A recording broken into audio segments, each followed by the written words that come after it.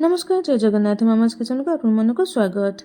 सांग माने आज बिना अटा बिना मैदा बिना अंडा एवं बिना दही रे केक प्रस्तुत करबा। आसंतु किपरि प्रस्तुत करबा एही रेसिपी रे देखिबा। प्रथमे मु गोटे कप सुजी नै जेछि। नॉर्मल हमर उपमा जे सुजी रे करू से सुजी नै छि। गोटे कप सुजी नै जिबा परे सेथरे हाफ कप चीनी दे देछि। चीनी दे भलो भाबरे ताको ग्राइंडिंग करि आनिछि। ग्राइंडिंग न कले केक भलो हेबो नै। तेणु एठी मु सुजी और चीनी को भलो भाबरे ग्राइंडिंग करि आनिछि। ग्राइंडिंग करी गोटे बाउल रे रखि नेछि। वर्तमान आंब नै जिबा। मु एठी आंब को भलो भाबरे छडे नेछि। छडे नै सारिबा परे तार पल्प को बाहर करि नेछि। मु एठी कप रे मापि के आंब को नेछि। एठी गुटिए किबा दुईटा आंब कहू नै, कारण बड़ आंब थिबो छोट आंब थिबो गोटे दुईटा कहले परिमाण जना पड़िबोनी। तेणु करी गोटे कप सुजी नेथिले से हिसाब रे गोटे कप आंब मु मापिकी नेछि। आपण जदि चैनल रे नुआ अछंती प्लीज चैनल को सब्सक्राइब कर दियंतु। जदि आपण आगुरु मो चैनल को देखुछंती बा मो वीडियो को देखुछंती ताले लाइक शेयर कर दियंतु। आपण देखिबा द्वारा मते उत्साह मिले बा लाइक शेयर करबा द्वारा उत्साह मिले नुआ नुआ वीडियो आनिबा पई। तेणु करी प्लीज जदि आपण नुआ देखुछंती ताले चैनल को सब्सक्राइब कर दियंतु। सब्सक्राइब करबा द्वारा आपण को फोन को मो वीडियो रो नोटिफिकेशन जिवो। जहाँ भी नुआ वीडियो पकेबी नोटिफिकेशन जिवो, जहाँ फल आपण वीडियो को सहज रे देखि परिबे। तेणु प्लीज सब्सक्राइब कर दियंतु। देखंतु कथा बा समय मध्य रे मु एठी गोटे कप आंब नै जेछि। नै सरिबा परे सेथिरे हाफ कप खीर दे देछि। आ किछि 4-5 टी गुजराती ग्रीन वाला गुजराती मु दे देछि। चुप्पा दे नै तार मंजी को छड़े दे देछि। वर्तमान देखंतु आंबर पल्प आ खीर भलो भाबरे ग्राइंडिंग करि आनिछि।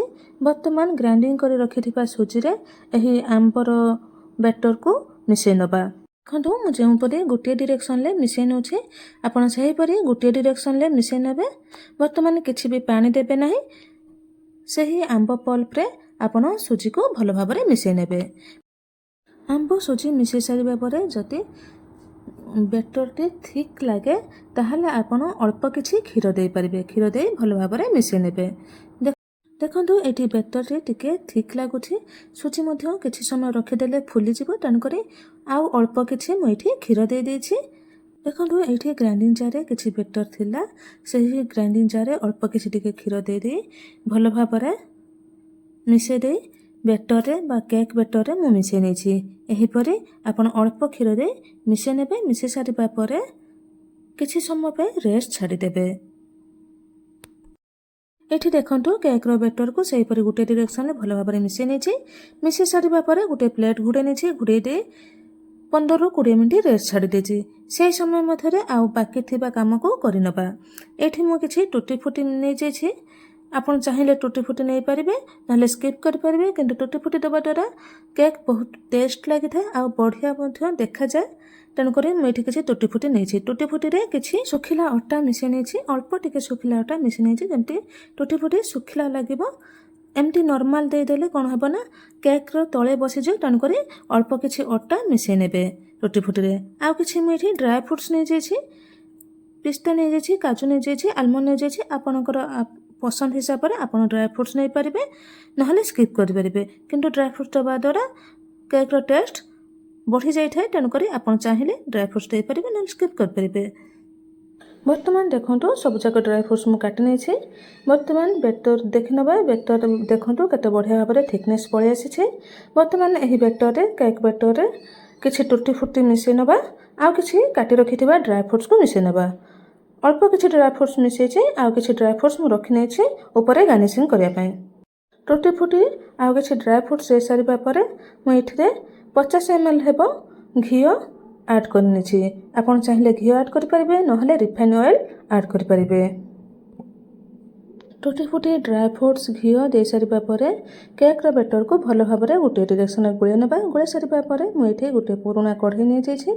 पुराना कढ़ई रे किछि लूण दे देछि, जहा कि मु आगुरु भी केक बेक करथली। सेही लूण रहिछि। सेही लूण रे मु वर्तमान केक बेक करबे। सेही लूण दे देछि। दे सारिबा परे सेथिरे गुटे स्टैंड रखि नै छी जोथि के हमें केक बेक करबा।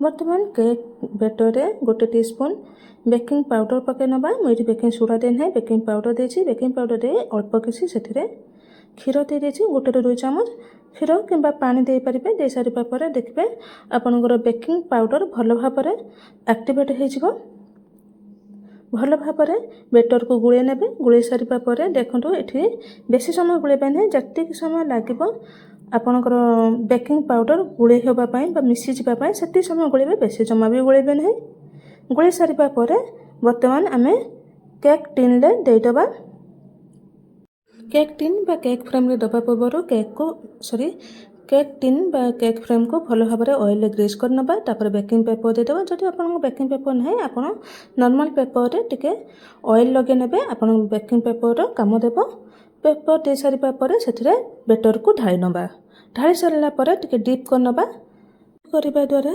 केक रे थिबा एक्स्ट्रा एयर आपनकर बाहरी जीवो जहा फल केक भल भाव में हो केक फ्रेम रे केक बेटर दे सारिबा परे डीप करनी कर सारिबा परे मु किछि टूटी फुटी आउ ड्राई फ्रुट्स रे गार्निशिंग करनी जहाँकि मुझे आगुरी रखी देखो ये मोर भल भाव में गार्निशिंग करनी आपंकर पसंद हिसाब से आप गार्निशिंग करने बर्तमान मु कढ़ई रे देदेवी ये केक रो फ्रेम को जहाँकि आमर गरम होगी आगुरी रही कढ़ई रे केक फ्रेम दे सारिबा परे गोटे लिड घोड़े नेबा जेमिति जमा एयर बाहर को बाहर नहीं से गोटे लिड घोड़े नेबा गैस रो फ्लेम को मीडियम रे रखी 40 ରୁ 45 मिनट रेस्ट छाड़ीदबा रेस्ट छाड़ी सारिबा परे चेक करबा केक हेछि कि नाही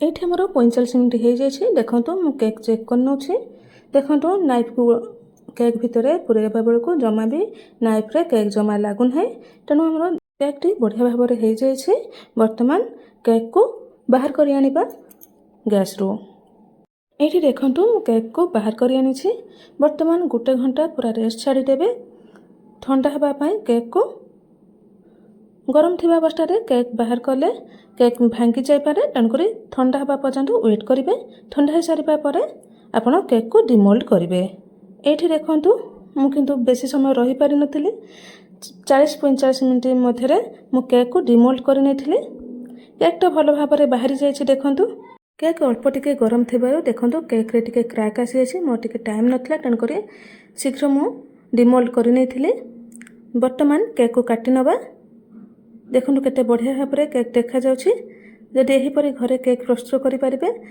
पिला मानकु बाहर किनी खाइबा पई आवश्यक पड़िबो नै तेणु एहीपरि घरे केक बनांतु देखो मु एठी केक को काटी गरम रही तेणुक केक टिके टिके भांगी जाउछि तेणु आपण ठंडा करी केक को कटिंग कले जमा भी भांगब ना देखो यहीपरि केक घरे प्रस्तुत करूँ निजे खातु समस्त खातु किपरि लागला कमेंट प्लीज जनातु कमेंट जनइबा द्वारा मते उत्साह मिले आउ नुआ नुआ रेसिपी आनिबा जदि आपण आउ किछि जिनिस रे केक प्रस्तुत करिबा पई रेसिपी जानिबा पई चाहुचंती ताहले आपण कमेंट जणाई पारिबे आगो को मु सही केक रो रेसिपी नै आसीबी देखंतु केक आमर केते बढ़िया स्पंजी होइछि बढ़िया मध्य देखा जाउछि टेस्ट भी बढ़िया लागुतला विश्वास करंतु जदि आपण मोर चैनल आउ अलगा केक रो रेसिपी देखि नांती प्लीज चैनल भीतर को जांतु जाई देखंतु प्लम केक गाजर केक सुजी केक ए सब रो रेसिपी मु छाडिछि आपण जाई के चैनल भीतर देखि परिबे